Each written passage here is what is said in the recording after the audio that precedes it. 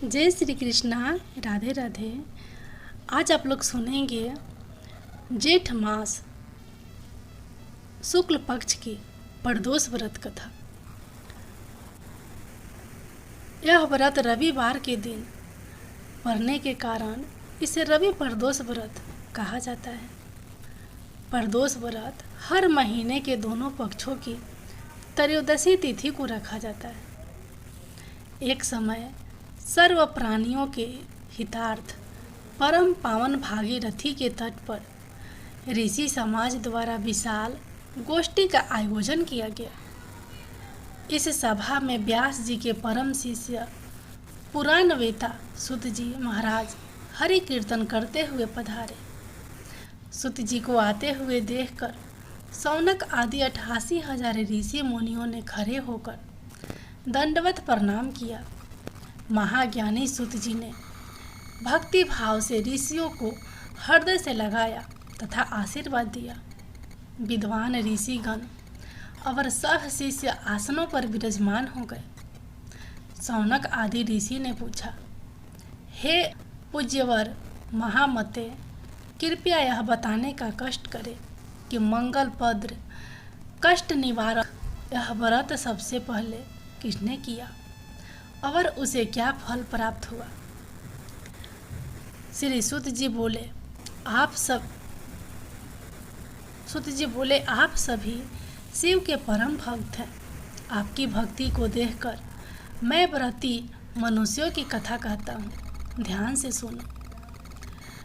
रवि प्रदोष व्रत की कथा के अनुसार एक गांव में अति दीन ब्राह्मण निवास करता था। उसकी साध्वी स्त्री प्रदोष व्रत किया करती थी। उसे एक ही पुत्र रत्न था। एक समय की बात है, वह पुत्र गंगा स्नान करने के लिए गया। दुर्भाग्यवश मार्ग में चोरों ने उसे घेर लिया और वे कहने लगे कि हम तुम्हें मारेंगे नहीं, तुम अपने पिता के गुप्त धन के बारे में हमें बतला दो।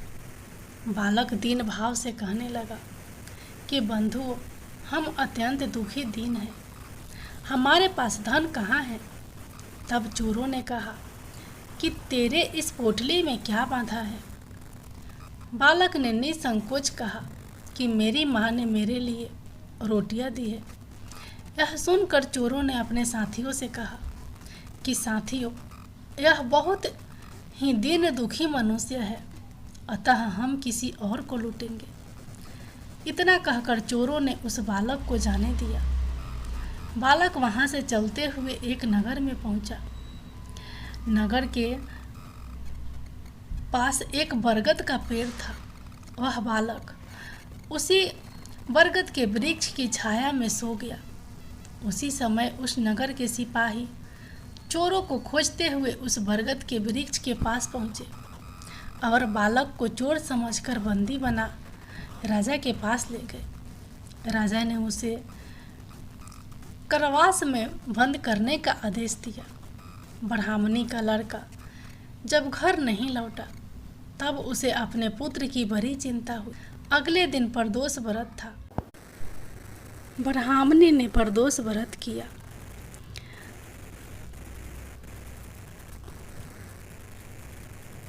और भगवान शंकर से मन ही मन अपने पुत्र की कुशलता की प्रार्थना करने लगी।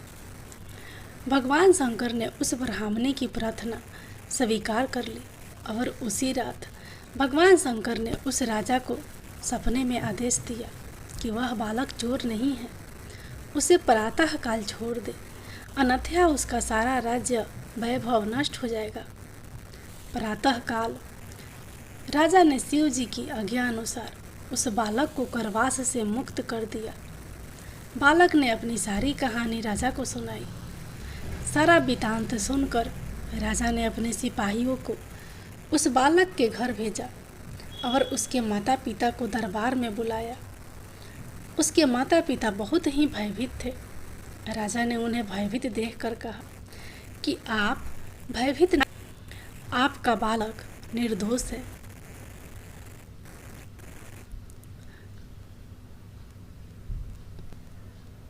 राजा ने ब्राह्मण को 5 गांव दान में दिए, जिससे कि वे सुखपूर्वक अपना जीवन व्यतीत कर सके।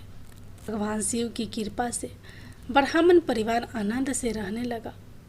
अतः जो मनुष्य रवि प्रदोष व्रत करता है वह सुखपूर्वक और निरोगी होकर अपना पूर्ण जीवन व्यतीत करता है तथा उसके जीवन में खुशहाली आती है। जय भोलेनाथ, जय माता पार्वती। अब सुनिए प्रदोष व्रत की अगली कथा। पौराणिक कथा के अनुसार एक नगर में एक ब्राह्मणी रहती थी। उसके पति का स्वर्गवास हो गया था। उसका अब कोई सहारा नहीं था, इसलिए वह सुबह होते ही वह अपने पुत्र के साथ भीख मांगने निकल पड़ती थी। वह खुद का और अपने पुत्र का पेट पालती थी। एक दिन ब्राह्मणी घर लौट रही थी तो उसे एक लड़का घायल अवस्था में कहराता हुआ मिला। ब्राह्मणी दयावश उसे अपने घर ले आई। वह लड़का विदर्भ का राजकुमार था।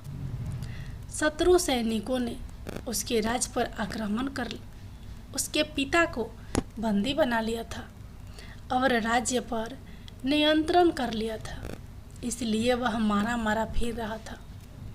राजकुमार ब्राह्मण पुत्र के साथ ब्राह्मणी के घर रहने लगा। एक दिन अंशुमती नामक एक गंधर्व कन्या ने राजकुमार को देखा तो वह उस पर मोहित हो गई। अगले दिन अंशुमती अपने माता पिता को राजकुमार से मिलाने लाई। उन्हें भी राजकुमार पसंद आ गया। कुछ दिनों बाद अंशुमती के माता पिता को शंकर भगवान ने सपने में आदेश दिया कि राजकुमार और अंशुमती का विवाह कर दिया जाए। वैसा ही किया गया। ब्राह्मणी प्रदोष व्रत करने के साथ ही भगवान शंकर की पूजा पाठ किया करती थी। प्रदोष व्रत के प्रभाव और गंधर्व राज की सेना की सहायता से राजकुमारी ने विदर्भ से शत्रुओं को खदेड़ दिया और पिता के साथ फिर से सुखपूर्वक रहने लगा। राजकुमार ने ब्राह्मण पुत्र को अपना प्रधानमंत्री बनाया।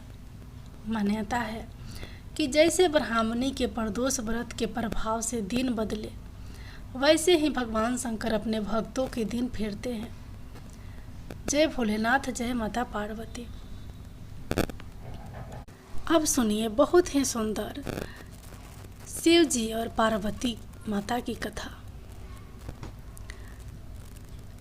कथा के अनुसार एक बार वास्कल नामक गांव में बिंदुक नाम का ब्राह्मण रहता था। वह बड़ा दुरात्मा और महापापी था। उसकी स्त्री बहुत सुंदर थी, लेकिन वह कुमार्ग पर ही चलता था। उसकी पत्नी का नाम चंचुला था और वह सदैव धर्म के पालन में लगी रहती थी। इस तरह कुकर्म में लगे हुए उस ब्राह्मण के साथ उसे बहुत वर्ष बीत गए। अपने धर्म के नष्ट होने के डर से कभी भी अपने धर्म से विचलित नहीं हुई।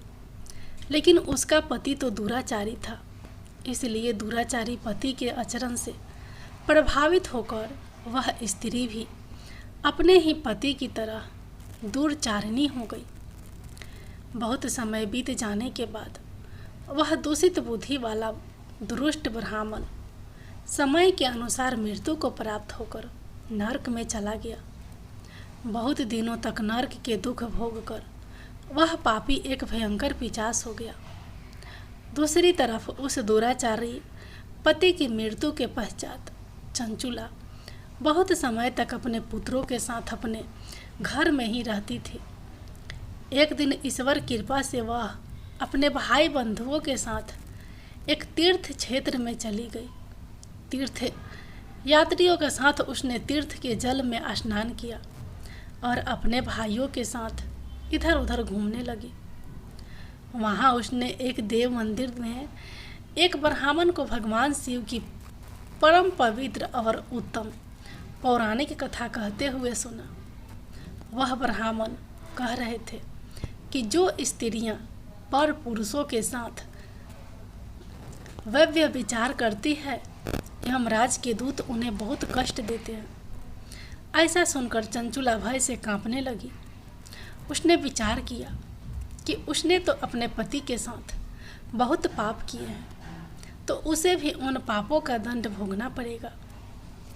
इसके बाद उसे चैन नहीं आया और उसने उस ब्राह्मण से विनती की, हे प्रभु, मेरे ऊपर आप कृपा करें और मेरा उद्धार करें। मैं आपके प्रवचन सुनकर भय से कांप रही हूँ और इस संसार से मुझे वैराग्य हो रहा है। मैंने जीवन भर दुराचार किया है। ना जाने मेरे मरने के बाद मुझे कैसी कैसी घोर यातनाएं सहनी पड़ेगी। कौन मेरा साथ देगा? यमराज के उन भयंकर दूतों को मैं कैसे देख पाऊंगी? हे प्रभु, आप मेरा कल्याण करें। चंचुला के इन वचनों को सुनकर ब्राह्मण बोले, हे चंचुला, यह तो बड़े सौभाग्य की बात है कि भगवान शंकर की कृपा से शिव पुराण की कथा को सुनकर तुम्हारा मन समय पर ही सावधान हो गया। पश्चाताप ही पाप करने वाले पापियों के लिए सबसे बड़ा प्रायश्चित है। साधु संतों ने भी पश्चाताप को ही समस्त पापों का नाश करने वाला बताया है। पश्चाताप से ही पापों की शुद्धि होती है। जो पश्चाताप करता है वही समस्त भय से मुक्त होकर के निर्भय हो जाता है। इसलिए ब्राह्मण पत्नी, तुम विषयों से अपने मन को हटाओ और भक्ति भाव से भगवान शंकर की इस पावन कथा को सुनो। इस कथा को सुनने से तुम्हारे चित्त की शुद्धि होगी और तुम्हें मोक्ष की प्राप्ति हो जाएगी। ऐसा सुनने के बाद उस चंचुला ने शिव पुराण की कथा को सुनने की इच्छा से मन में उस ब्राह्मण देव की सेवा का संकल्प लिया और उन्हीं के साथ रहने लगी। उसके पश्चाताप शुद्ध बुद्धि वाले उस ब्राह्मण ने उस स्त्री यानी चंचुला को शिव पुराण की समस्त कथा सुनाई। तत्पश्चात समय का चक्र पूरा होने के बाद भक्ति, ज्ञान और वैराग्य से युक्त हुई चंचुला ने अपने शरीर को बिना किसी कष्ट के त्याग दिया। जैसे ही चंचुला ने अपने शरीर को त्यागा, भगवान शंकर का भेजा हुआ दिव्य विमान वहाँ पहुँच गया और भगवान शंकर के गणों ने चंचुला को उस विमान पर बिठाया और शिवलोक में ले गए। वह दिव्य रूप धारिणी दिव्यांगना हो चुकी थी। चंचुला ने वहां साक्षात भगवान शंकर को देखा। उनके 5 मुख थे और हर मुख में उनकी 3 आंखें थी। मस्तक पर चंद्रमा सुशोभित हो रहा था। उन्होंने अपने बाईं ओर माता पार्वती को बिठा रखा था। उनका सारा शरीर भस्म से भासित था। शरीर पर श्वेत वस्त्र शोभा पा रहे थे। इस प्रकार परम उज्जवल भगवान शंकर का दर्शन करने के बाद वह ब्राह्मण पत्नी बहुत प्रसन्न हुई। उसने महादेव और पार्वती को प्रणाम किया और उसकी आंखों से अश्रुओं की अविरल धारा बहने लगी। संपूर्ण शरीर में रोमांच पैदा हो गया और माता पार्वती एवं भगवान शंकर ने बड़ी करुणा से उसे अपने पास बुलाया। उसकी ओर देखा और माता पार्वती ने चंचुला को प्रेम पूर्वक अपनी सखी बना लिया। जय भोलेनाथ, जय माता पार्वती।